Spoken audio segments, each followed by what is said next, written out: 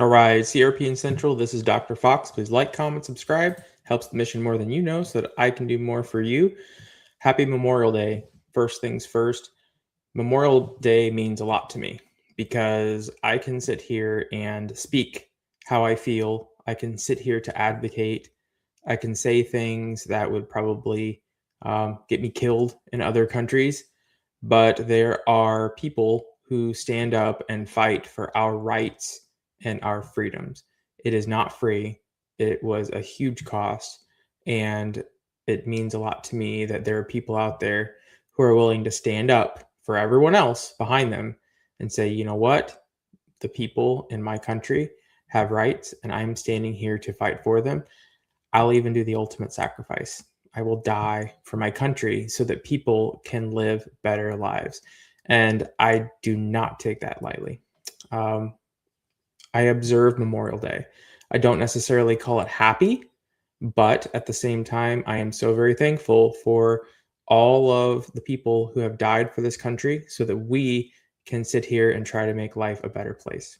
Super duper important. So, um, I observe Memorial Day. I hope you're observing Memorial Day. Thank you so much for everyone who has sacrificed for this country. And for those of us who are remaining, we need to make sure that those sacrifices are not squandered. So every single time you wake up, I want you to make sure that you are doing something worth progressing this world. All right, welcome to TrialSide Chats, the place where the CRPN community comes together. We can talk about those really, really challenging things as we go through clinical research, and maybe we can help each other. Maybe we can learn from this. Maybe we can raise everyone's ships, let the tide go, and we can all succeed. So, full disclaimer, this is not official legal advice. I am not a lawyer, never said I did. This is the full culmination of experience from sites in the industry. And if you do not agree to this disclaimer, if you do not take this at your own risk, please just turn that video off right now. I don't need the views, but I do want you to make sure that you see this disclaimer and that we follow it.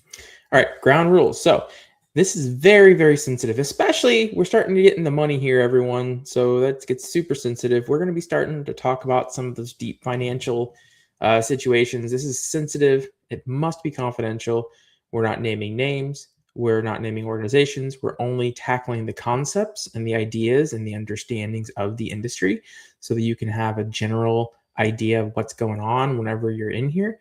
So that maybe we can all target best practices. There are good and bad ways to address these, and we want to make sure that it suits everyone's needs, sites, sponsors, and CROs. All right, icebreaker. So this is huge, everyone. So I think I have a theory, and it is that I'm pretty sure that the people in the finance teams are tasked with things that they just do not understand. My guess is a lot of the people who are running finance, they've never read a contract. They have no idea what's going on. They don't know what an independent contractor is. They're just kind of doing what they're told. And then if they grow up and they become management and management tells other people what to tell, they tend to overreach what is in the foundation of the agreement. And this is one of the big ones. So has anyone ever heard of mirroring? Mirroring, in other words, hey, we worked with you before, so we're just going to mirror exactly what we did before onto this trial. And it's kind of like taking a copy of a tape and then taking a copy of a copy and then a copy of a copy and so forth, to the point where eventually what happens is the contract that you just agreed to for a trial is so watered down, diluted, inaccurate, that is just not working out. So people try to mirror. Sites try to mirror when they landed a great budget and want to repeat it. Sponsors and CROs try to mirror when they landed an awesome budget that's super cheap and they want to repeat it. Whatever it is, I think it's really, really important for everyone to understand that whenever you sign that clinical trial agreement, you are signing it as an independent contractor relationship, which means, and there's specific language in there about it, both parties agree that this is not a partnership. We have not agreed to do any form of relationship or business outside of what this contract is covering. And so when you're starting to say, hey, we want to mirror this, you're starting to indicate that there's this form of partnership, some kind of an agreement that goes beyond the confines of a contract. and it just kind of bleeds over. From my experience, unless a mirror is mutual, both parties say, yes, let's agree to this. If there's one party that says, no, we're not going to pay you any more, or we're not going to pay you any less, for some time period, we just had a contract with you 3 months ago, so we have to follow that. Our internal QA department requires it. That's utter bullshit. Sorry, everyone, but that is not how this relationship is supposed to go. Every contract is its own individual relationship, and they cannot bleed over into another. Just remember that. All right, so today we're going to cover the book. The book is right here, QR code. It's on Amazon. If you want it from CRPN, contact us. Free shipping, 10% off. And ta-da! Yeah, this just happened this week. So everything that you are seeing here on TrialSide chats, it's pretty much covering the book, as I was talking about. But now those practices are peer-reviewed and published in Cambridge University Press as a case study. That's right. This has been demonstrated and reviewed by peers in the industry to be valid, and they have all agreed that these are really cool practices to try. Give this paper a read. If you have any comments, if you have any complaints, if you ever want to, talk about it, the point of this paper is to start the conversation. I would not identify it as a source of complete and absolute truth, but even if you don't like how this paper was written, do something different and make it better. The point is, what we've been doing for 2 decades now is not talk about it. So either you like it or you don't, but whatever it is, speak up, because we've got to fix things here. Big congratulations to Brad Hightower. I really, really hope that we can come on Note to File sometime. I'm inviting myself, Brad. I'd love to talk about this. I know we discussed it. I really would like to do a deep dive into this so that we can figure out how we can help our sites. And if you give this a read, then the rest of these TrialSide chats episodes will make a lot more sense. All right, so last week, so we're knee deep in first counter. So the first counter that we looked at the first time was in the contract, the CTA. We looked at provisions. We looked at how to look at provisions. We looked at definitely consulting your legal team. And today we're going to start to talk about the money. We're going to start to talk about those dollar signs.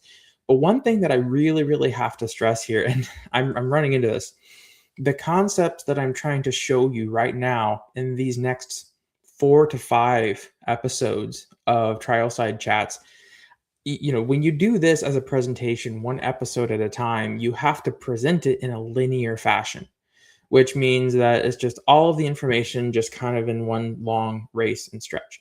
But when it comes to actually applying this information, it's not just like one linear thing. You have to understand this and then layers on top of it that all happen at the same time. There's no way I can possibly go over this information in a way that is how you would have to live it. So as you watch these videos, I would recommend watching this series, especially this first counter. Watch this like 3 or 4 times, and you can start to see how they start to link together and how all of these things are happening all at once, even though I can't talk about them all at once. This is a massive multi-layered experience, and I would ask you to maybe consider that. And so we are done with the provisions, but you haven't forgotten them, because keep in mind that if those provisions are super risky, the numbers and values that you see here on the budget are going to have to change to accommodate for the risk that happened over in the provisions.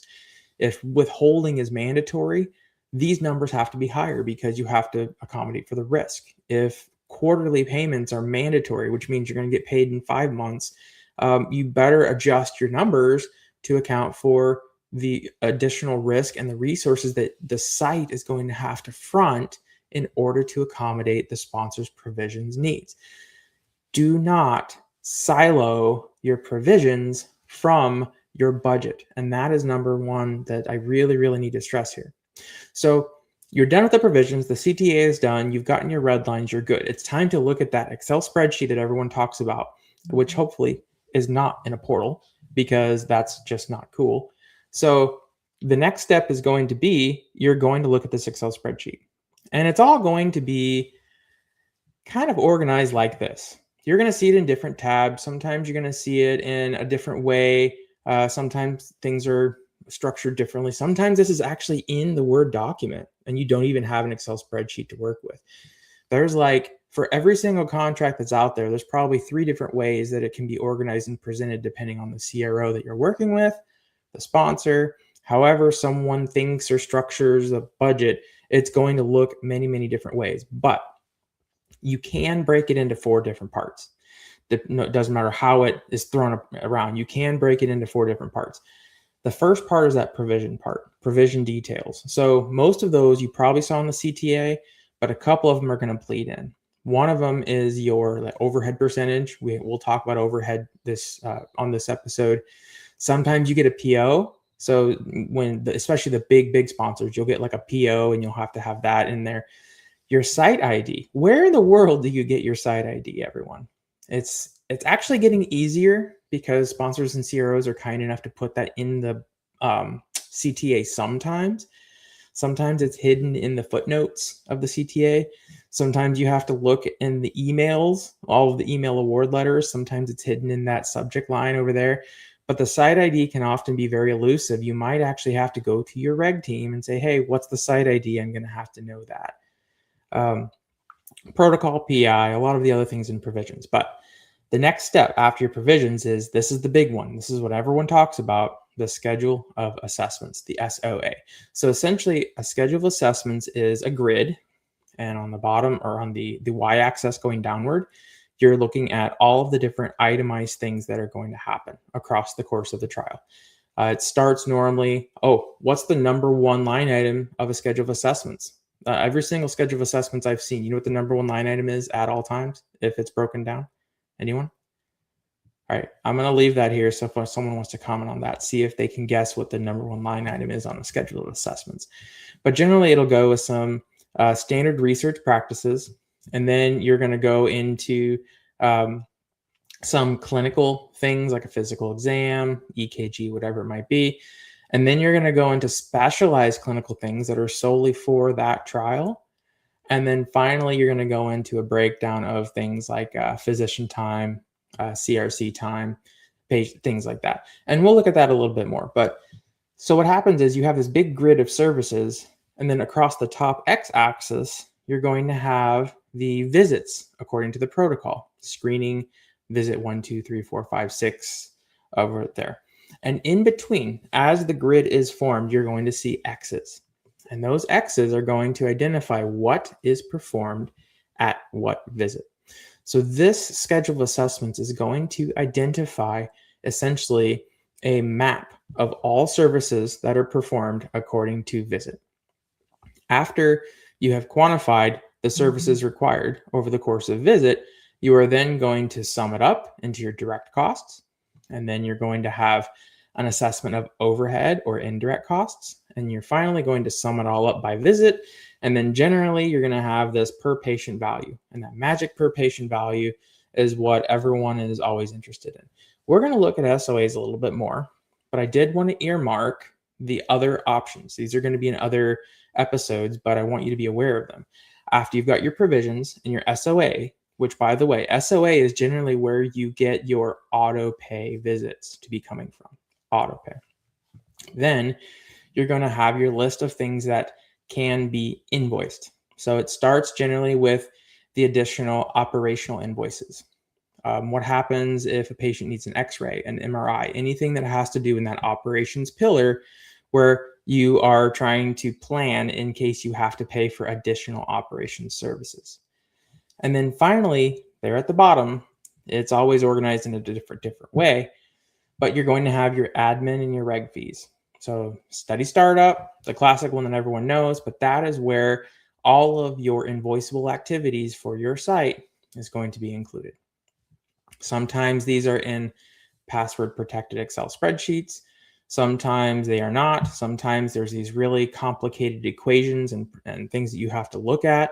Sometimes they have word-based. So a big one right now is in your list of all of your different invoices, they put in parentheses, no overhead.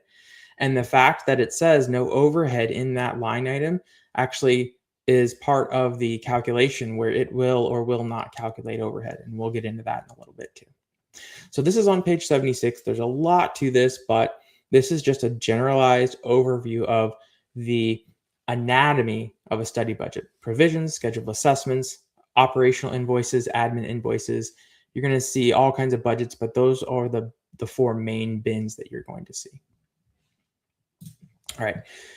Overhead. So overhead is huge, widely contentious. The idea of overhead branched from not having to list an invoice and bill for every single thing. Well, here's my utility bill. Here's my electric bill. Here's my rent and lease. Here's what it costs me to pay for a janitor. Rather than parceling that all out and itemizing everything and billing the sponsor for the janitorial services and their internet bill. So that's overhead. The idea of overhead is it's a form of percentage that is assessed onto what they call the direct costs, or the costs that are specific to a study, like the services provided. It's some kind of a percentage so that you apply it, and then that's supposed to cover all of the facilities and infrastructure that's required to perform the trial. This branched from grant world over in universities. This is how you can make sure that the infrastructure, that's the key, infrastructure. So what is overhead? Overhead is infrastructure of the institution so that you can perform the direct cost services of a contract. That gets super duper confusing for people who are trying to negotiate contracts who don't understand what overhead is. So all they see is, oh, sites are just trying to mark this up. So overhead is generally starting at, I've seen it 25, 20, 30% is what I see on first counters. It is absolutely 100% one of your negotiable items. Absolutely 100%. Here in 2026, in the world of inflation where everything is super expensive, it is not unheard of to see overhead near 40 to 45%. They're, depending on the size of your organization, hospital, whatever it might be, university, overhead can be in the 50%, 55. People, sponsors really get concerned after even 40%, but you have to watch it, because the higher and larger the organization, the bigger and more complex it is, the more facilities that you're going to have to support, and the more overhead can be justified. Now, if you're a little mom and pop site and you are negotiating a trial, do you really expect to have the same kind of overhead as like a giant university or an academic institution? The answer is no. And I get it. You're going to be like, well, that's not fair because they're getting a higher percentage than I am. Yeah, but they're also supporting additional infrastructure. As a small site, it's okay to get between the 35 to 45% overhead range right now, but you're going to be fighting for it. And I'll tell you that right now. So overhead, as I was saying, is facilities and what's the magic word? Infrastructure. Infrastructure. It is not study specific. It is designed to support the direct costs of the study. Rent, lease, you need space, utilities, electric bill, heat, internet, all the things that are going to be, you're going to have to pay for to get this site running is what overhead is. Maintenance, cleanup, fixing the doors, fixing the walls, having a janitor clean out the trash, whatever that is, it's supporting the organization. What happens when you negotiate is you're going to have your negotiator, I guarantee almost 100% of the time, they're going to sit there and they're going to say, oh, well, your administrative fees, that is already inclusive of overhead. That is overhead. I'm not double paying because that is overhead. And then on top of that, I don't want to have to pay an additional overhead on top of the overhead. You're double dipping is pretty much what's happening. So let's take a protocol amendment, for example. The process of a protocol amendment, which is study specific, it has to do with staff printing out paper, getting that ready for PI signature, paying for the internet bill so they can log into the IRB so all of the study specific things that it takes to do that protocol amendment requires the same infrastructure that the sponsor is now saying that they don't want to pay, because that is overhead. It's really, really important to define and to own the definition of overhead when you are negotiating. Overhead is not study-specific site services. If it's in the contract and it's for the study and the study is dependent on it and you are literally doing a service, that is not overhead, which means that overhead should be assessed on it because you are using those facilities. It's not administrative or regulatory or reg services, and it's anything anything that is study specific is not overhead. So this is on page 77. You never ever want to have carve outs when you negotiate, and by that I mean when you're looking at things like the startup protocol amendment, reconsent, IRB, safety report, those kinds of things that are, quote, administrative fees that sponsors will claim have overhead. You need to sit there and say, no, this is not overhead. This is a service. We need to apply it. And look at the difference here. So let's say that you had a startup of $10,000 and it started with an overhead of no, this isn't it. But startup is a ton of work on the site. Startup, we're talking about all the legal work, the processing, the all of everything. I guarantee you're going to be sending emails, which means you're going to have an internet bill. You're going to have electricity. You're going to have all the computers. You're going to have everything that you need to send that for study startup and all the emails. What's paying for that? It's overhead. So you need to assess the overhead. Let's say that this site got an overhead of 40%. That's an additional $4,000 for that startup. So instead of $10,000, you're getting $14,000. That is the power of overhead assessment. And it is not double dipping. It is strictly paying for the facilities that each of those study-specific services require. All right, that's a whole other episode. I'm done talking about that. But avoid carve-outs, everyone. I would highly, highly recommend saying carve-outs are not allowed at the site because everything uses the facilities, including all these administrative fees. All right, so before we start, I always start by saving a file. This is the file nomenclature for the budget, sponsor, protocol number, PI site number. Try to get that. This also forces you to get that from your reg team site administrators. Budget first counter, and then here's the date. All right, so here we go. Let's talk about pricing. So you have your big, long schedule of assessments. You've got all of these services over the course of time. Let's start talking about the prices. We're going to look at a single item. So let's say we look at a simple physician exam. There are so many different ways that you as an administrative negotiator can negotiate that. You can start by saying, okay, for one, this is a clinical assessment. So we do have something that we can base it off of that the government has stated. We have a CPT code. So let's say that you've assigned a CPT code to this physical exam. Let's say it's 99399 or 99391. And these are just examples, everyone. I don't want anyone saying, oh my gosh, that's super low or super high. I'm just trying to explain the content of this. Okay, so I don't want to hear that. But I'm going to make sure I join here too also because I want to hear that I'm catching your comments. So just so you know, the streaming service isn't exactly the best. All right. So you can go CPT 99391, and then oftentimes if you're at like a hospital or a clinic, you're going to say, okay, well, we know what the Medicare rate is based off of our MAC locality. Medicare pays this. So for us to make this competitive, we're going to have a multiplier of Medicare, 200, 300, 400, 500 Medicare, depending on the specialty, depending on what it is. You can make sure that this is in fact fair market value for that simple physical exam simply by seeing what Medicare pays and doing a multiplier of it. That's how insurance works. Private insurance, you're going to look at a CPT code and give a multiplier of Medicare. That's how clinics work. The other way is, and I talked about this with a doctor one time, he goes, oh, negotiation's easy. I don't have to pay anyone for it. All I have to do is take everything and add 39% to it. As long as I add 39% to it, I never get pushback and I always get what I need. That's my markup. It's just, you just do a flat percentage across the board. I'd love to hear that strategy, everyone, what they think about that, because that gets kind of weird.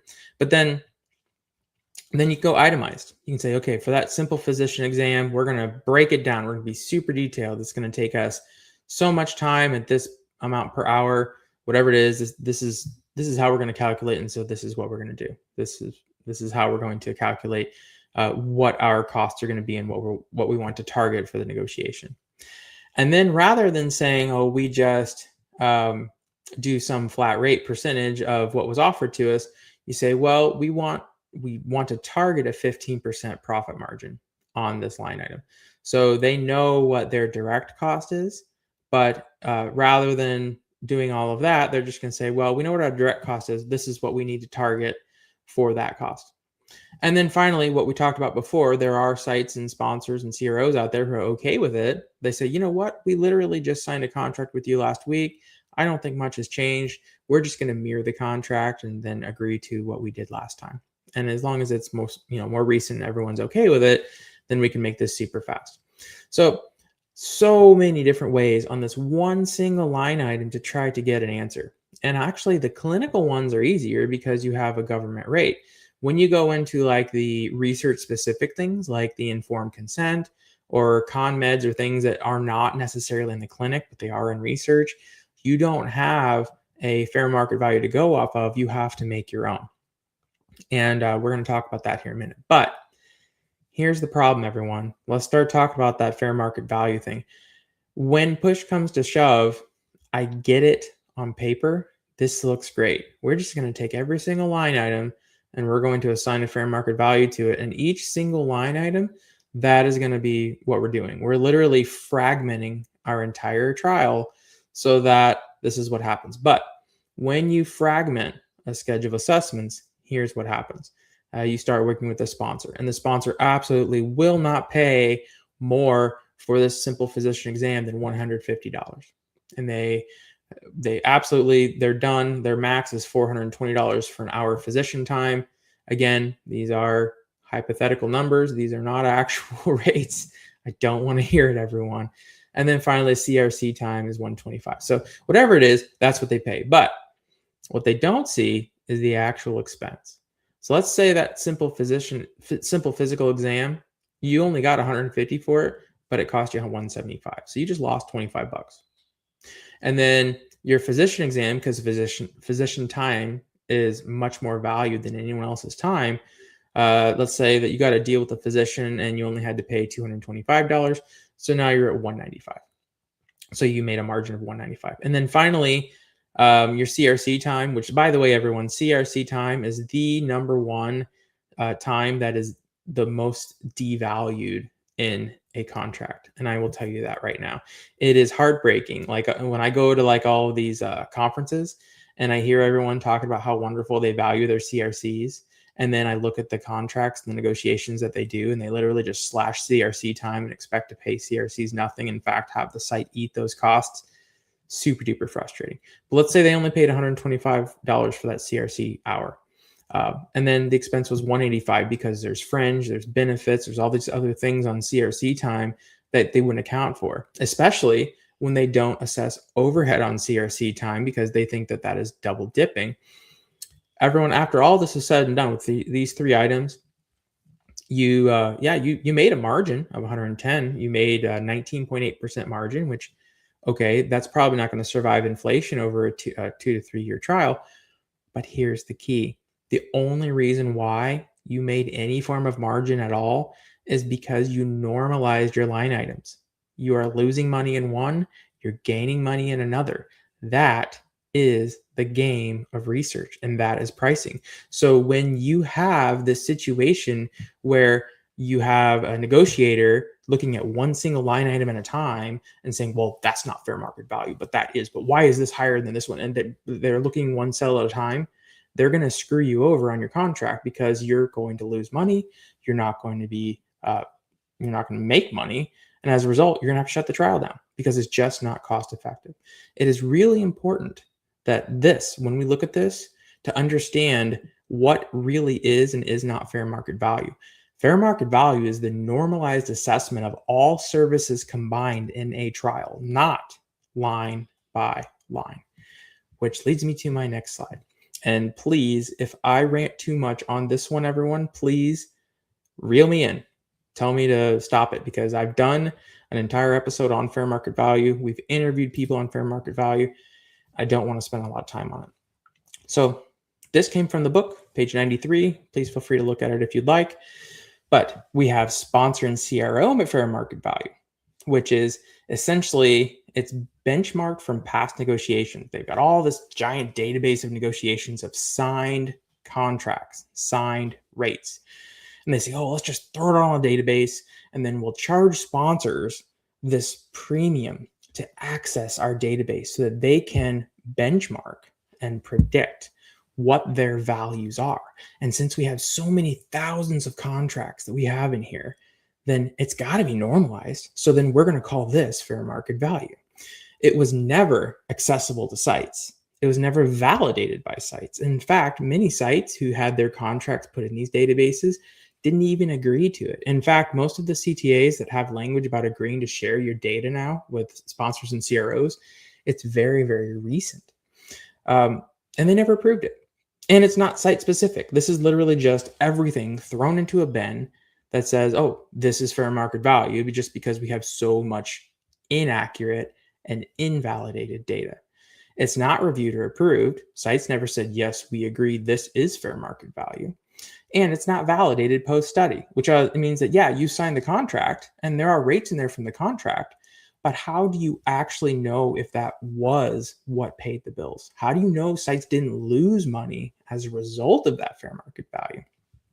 Or how do you know if sites made a ton of money? You don't, but somehow you still think that's fair market value. So it's this vicious cycle of you have this benchmark, it gets strong-armed onto the sites, they accept the trial anyway, even though it's not going to pay the bills, and then the costs are not validated. So guess what happens to those invalidated costs that didn't pay the bills?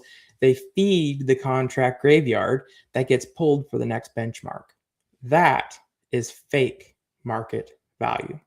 And the reason why I call it fake is because it is not genuine to the actual costs or the agreed upon rates in an industry that should be at the control of the independent contractor who is performing those services.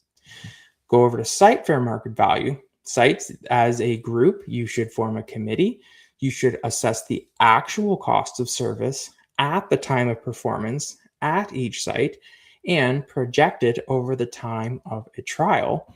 You should have it be accessible and managed and approved by the independent contractor, not controlled by the consumer. And then finally, it should be reviewed and validated at the end of each study. In other words, yes, we signed this contract. We've completed this trial. It's been 3 years. How'd we do? Is it good? Did we lose money? Where were we missing things?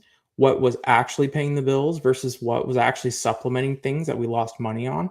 That stuff right there is not something that a sponsor or CRO should have because it's very internal and private independent contractor financial information. So as you go through sites, the true fair market value that you control should be to analyze the costs, to then negotiate your actual rates, to perform the services, and to validate costs. Now, this looks great on paper. I get it. I've been there. You've got a sponsor. They say, hey, take it or leave it. This is what we consider fair market value. And you as a site are going to have to sit there and say, well, is this fair market value? Can we do this job? You have to avoid the whole, you know what, just take it. I want the startup money and then walk away because I want to pay for the lawyers who did the negotiations.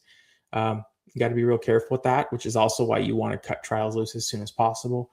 And you're going to be able to do this much better when you're not desperate. And I actually have run into situations where sites are saying, we absolutely cannot lose this trial. I'm going to have to fire people. I am a desperate site who needs this trial. I finally just say, you know what? I don't know if I can help you then. If you're that desperate, just take it. And you're going to have to figure out how to work on it. And we'll talk about that here in a minute. So, and I don't mean to be the mean person here, but I was in the mindset of, you know what, let's just make this super fast. I just want to be super fast here. I don't want to spend a bunch of time negotiating. I want to help as many patients as possible. So I'm just going to be really super honest with you, CRO and sponsor. These are our rates. These are non-negotiable rates. This is what it is. And the problem with that is when you throw what you expect into the system, They take that, think of it that you are inflating things, and then just slash it. So then by the time you end with the negotiation, you're actually going to become underfunded. This is just like real estate, everyone. If you think about it on a negotiating level, real estate, you have a target that you want, but are you going to start with that? The answer is no, because if you start with that, you're actually going to be higher or lower than what you were going for. And we'll talk about this in a minute, but hey, I see a question here. So Mitch says, I was just going to ask, how do we know that those contracts used in the pools relied upon for fair market value produced successful trials? Yeah, that's a good question, Mitch. Are they validated? And were they looked at? That's the problem, is there's this really big uncertainty of the accreditation of those trials. It's just a bunch of numbers put together that don't really have an outcome to it. And it's super duper frustrating. So when it comes to setting up the prices on this, you have to play the game, everyone. I don't like saying that lightly because I don't like playing games. I would rather just say straightforward, okay, this is what we need. Okay, you pay what we need and we're good. Done. We can just save 3 months off of our timeline by being very honest and open. But then what happens is you're honest and open and they slash it. So number one is when you go through here, you never start at your target ever. You're just going to underfund yourself. Please trust me from a lot of experience. You have to keep everything flexible to find a mutual agreement. So what I mean by that is there's a lot of negotiators who try to lock in certain line items one at a time. Okay, we've got this locked in. Let's move to the next one. And then keep it like a grocery list, like they're crossing off of things that they have to work. It's not how it works. That's called piecemeal negotiations. And that can get you in trouble because, like I was saying, back in the normalized model, everything has to be flexible and fluid and adjustable so that you can make it so some things you make some money, some things you don't. And they have to balance each other out. If you start locking things in and then you have to go back and change them to make it more fluid and actually make it work, you're never going to happen. So really try hard not to piecemeal negotiate. And as a result, this is a negotiation. You need to plan to lose with some of the items. You're going to lose. There's strategies all about that. You can create negotiation cannon fodder where you throw it out there so that the things that are really important that you really need to support the study can survive the negotiation process. You, the site, through a committee or through a definition or through massive due diligence that you can control with data, you need to control your fair market value. I will tell you this right now, every single contract that comes up from a sponsor and CRO that went from a benchmarking system is 100% always underfunded. There's no way you would possibly be able to do that research. And so you as a site need to own the fair market value as an independent contractor. And finally, like I said before, you have to set your negotiations and your first offer and your rates based off of your willingness to lose the trial. What is your risk adoption rate? Are you not very desperate? You're like, yeah, you know what? Let's just hit it hard because if we don't get the trial, no worries, I've got plenty. Or is it, if we don't get this trial signed this week, I'm going to have to lay off people? If that's the case, then I wouldn't even, you can't negotiate. You've pretty much just bound your negotiators up, and there's no point in paying a negotiator. If you're that desperate, just take the trial. And when you're ready to have a little more risk adoption, then maybe you can try to negotiate something better. And unfortunately, I think that sponsors and CROs like to prey on that. They like to prey on the desperate sites, which is also one of the reasons why I think we don't get a whole lot done in this industry. All right, so Mitch comes back. He says, sponsors should provide verifiable reports that show the trials used in their FMV calculations were from successful trials. Ooh, that's a good one, Mitch. I have tried before to ask a sponsor what their search criteria was when they looked into their benchmarking programs, and they kind of just laughed at me. They will not provide you with any form of data validation on their fair market value. All they really say is, well, we spent a lot of money on this, and so you're just going to have to trust it. That's kind of like the end of it, which is not necessarily a good way to function sites if you think about it. There is a huge there's 2 hours worth of fair market value content already on CRPN Central. One is the audio only podcast, and 2 is the live event where we interviewed people about fair market value. I would highly recommend, if you are interested in fair market value, that would be an awesome place to start. All right, so this is a little bit of a bigger zoom in from the schedule of assessments. Again, it's just a grid. The y-axis going downward are the services performed. The x-axis on the top are the visits, or when those services would happen across the visits. But there's a lot of hidden things to really watch out for in this schedule of assessments that I would recommend taking a look at. Number one is don't assume that this schedule of assessments aligns at all with the protocol. And I mean at all. I've seen so many times when we get a budget, and then of course we never get the protocol with the budget. I have to go to the regulatory team and ask them for the protocol.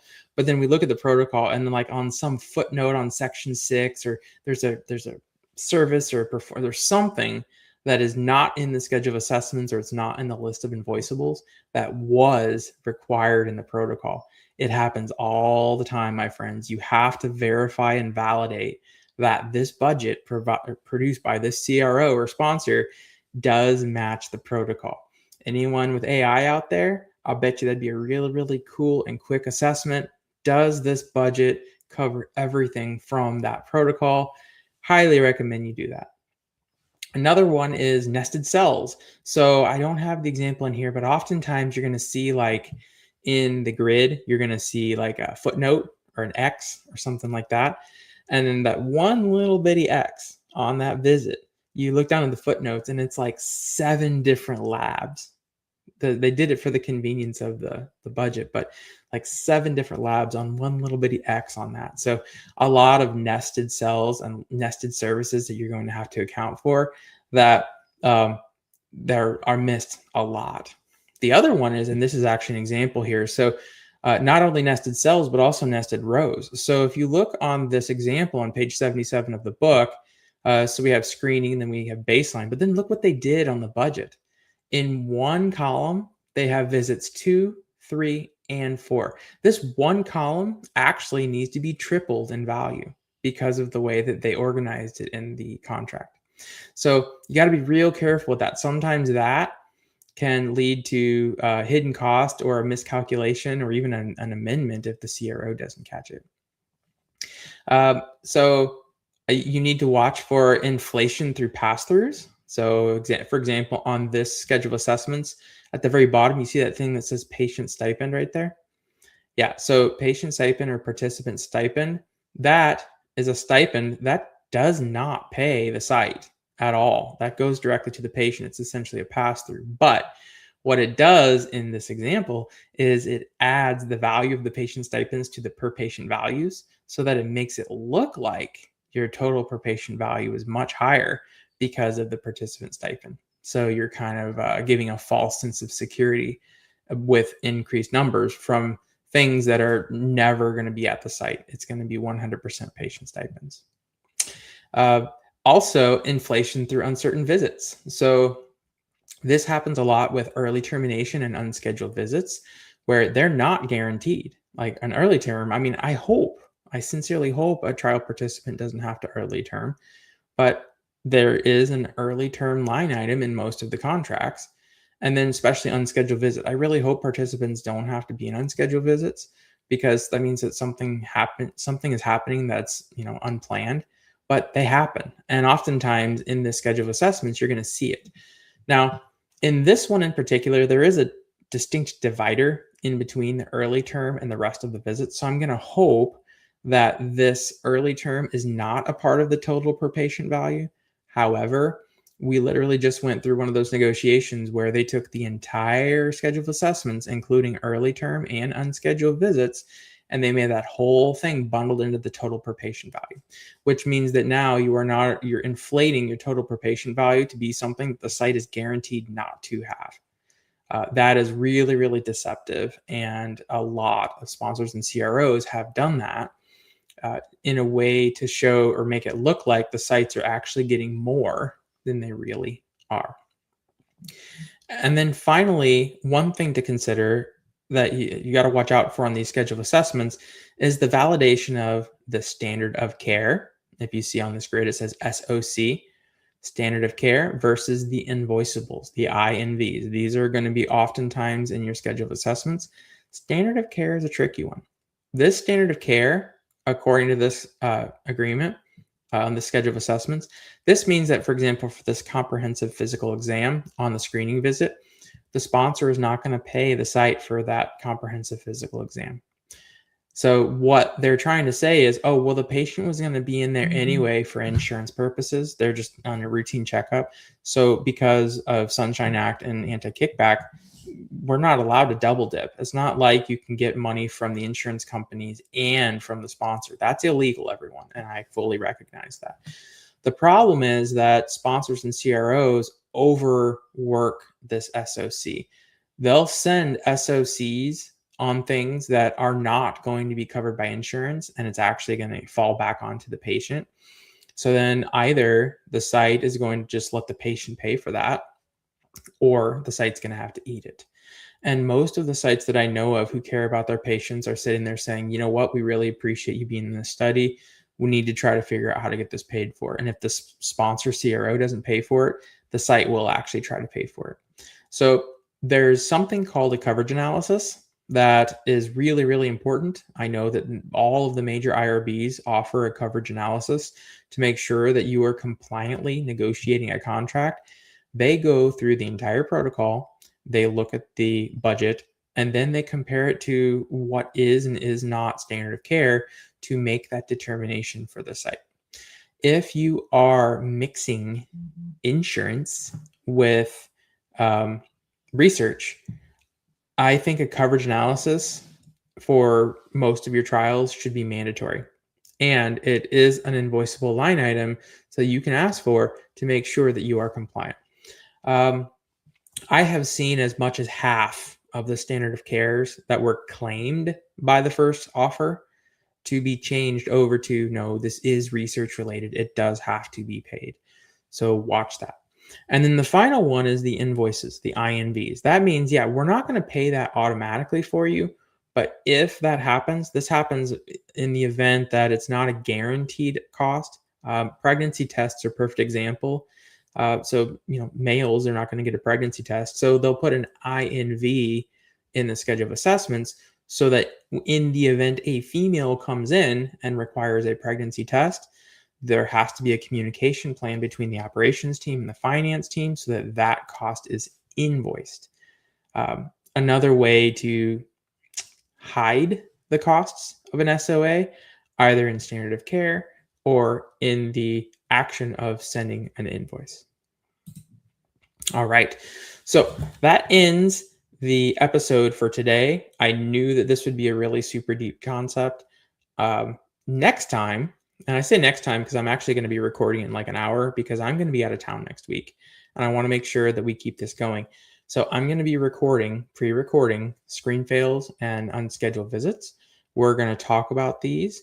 Well, you guys can talk about it. I'm not going to be here to answer questions, but I'll do my very best to look at whatever comments you have and we'll do it afterward. But this is a big deal. So I was prepping for this and the screen fails and unscheduled visits are probably my least favorite discussion because I think that it brings out the worst in the industry.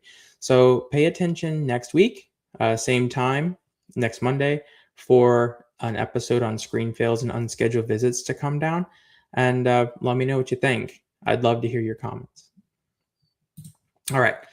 So let's discuss a case study. I think we're going to stop the case studies for now because I really want to get through this content in a little bit more of a timely manner. But this is a big one, and it just happened. I got this comment. I'm like, I got to tell you guys about this. So it's been weeks since I sent my negotiation counter. The CRO says the sponsor's still reviewing it. What in the world is going on? Okay, so a couple of things here happen. So number one is this is what I call time punishing, everyone. And it's very common where if you as a site counter and the sponsor and CRO don't like your counter, but they don't want to turn you loose yet because they don't know what the other sites are going to say. So what they'll do is they'll put you in a holding pattern. And this happens in two ways. Number one is you'll send your counter and then you won't hear anything. And all of a sudden, when you go to follow up, they're going to respond and say, oh, well, we've assigned you to this other negotiator. That's a negotiator escalation. In other words, you started with a very inexperienced negotiator and they saw what your counter says and they're saying, oh, this is beyond my expertise. I need someone else to take this. So they'll boot that up to like a manager negotiator or some other senior analyst negotiator person. That's one way that they can put you in a holding pattern, by escalating the expertise of someone negotiating with you. The other one is they're going to sit there and hold on to your contract and your negotiation, and they're going to wait. It's not necessarily with the sponsor. They're going to sit there and wait to see what the other sites are going to give them for their negotiation. If your negotiation lines up with what the other sites are sending, then you'll proceed. If the other sites go through and they send a lower negotiation than what you had, they may let you go. So that kind of a holding pattern is a really, really good example of how sites really need to control that timeline. Number one is you should always have opportunities from sponsors and CROs who are willing to work with you. The other thing to think about is if this is how they're feeling now, it's never going to get better when you're performing the trial. That's one thing I really, really need to stress is if you don't have the good vibes in the negotiation, odds are the trial is not going to be performed well, or it's going to get passed off to an ops team and they're going to have these huge demands of you. And you're going to come back and say, we're not getting paid enough for this. And then it's just a failure. So everything starts at negotiation, including the potential success of a trial. That's why I really, really, really want to stress that this is going to be the foundation to lay for success, sponsors and CROs. All right, you're going to see a little bit of a difference here. Big announcement again, 20th anniversary, SCRS, Site Solutions Summit. CRPN is going to be exhibiting. That's right. I'm working on a booth. If you looked at the last episode, that changed, actually. We were 918, and I asked SCRS if I could move to 920. A couple of reasons there. Number one is it's on a corner booth. So if you ever do exhibit, corner booths are going to be pretty cool because you have additional opportunities to do outreach to people. There's other things there, but if you haven't yet registered for SCRS, I would highly, highly recommend it, and this is why. We just tried to go get our hotel rooms, and hotels are one of the limiting factors, everyone. So get your registration, or you may want to check for hotels first and then get your registration and make sure that you find a hotel that you're comfortable with. You'll probably have to do about 15 minutes away, but come out to SCRS. Obviously, there's going to be a lot of people there if the hotel's booked already. You're going to see sponsors, vendors, site networks. You're going to talk about things. I highly recommend going to this event if you can make it. And if you come by booth 920, you never know what you might just find in the CRPN universe. All right, that wraps up this episode. So again, I will be gone next week, but if you tune in, you'll have something to watch on screen fails and unscheduled visits. Importantly, there's the website, there's LinkedIn, which I'm kind of not doing as much. And then there's YouTube, which I'm liking a lot more than LinkedIn, honestly, right now, based off of everything that's happening. This is Dr. Fox. Please like, comment, subscribe, share your voice. See you next time.